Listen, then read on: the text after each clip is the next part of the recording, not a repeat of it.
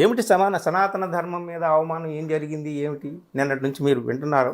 ఇందులో ఒక కారణం లోపల ఇంకో కారణం, ఇంకో కారణం లోపల ఇంకో కారణం. అసలు తెలుసుకోవాల్సినటువంటి నిజాలు కొన్ని ఉన్నాయి. అందుకని ఇక్కడ క్లియర్గా నేను మీకు కొన్ని విషయాలు చెప్పాలన్నమాట.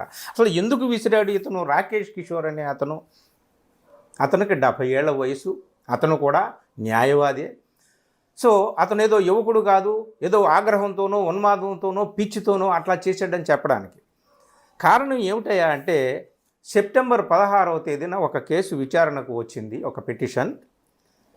ఆ పిటిషన్ ధర్మాసనం, ఇద్దరు న్యాయమూర్తుల ధర్మాసనం విచారించింది.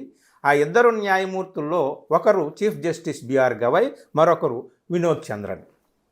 ఏమిటా కేసు, ఏమిటా పిటిషన్ అంటే,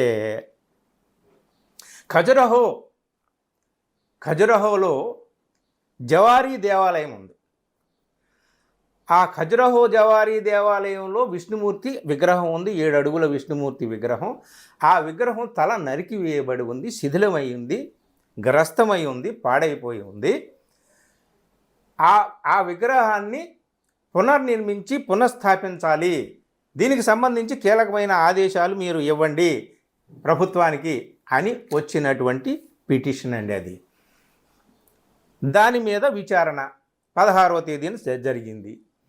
అది కోర్టు ఏం భావించిందయ్యా అంటే, ఈ ద్విసభ్య ధర్మాసనం ఇది పూర్తిగా ఆర్కియలాజికల్ సర్వే ఆఫ్ ఇండియాకు సంబంధించినటువంటి విషయము. ASI archaeological survey of India పరిధిలోకి వస్తుంది. ఇది న్యాయస్థానం తేల్చేటటువంటి విషయం కాదు.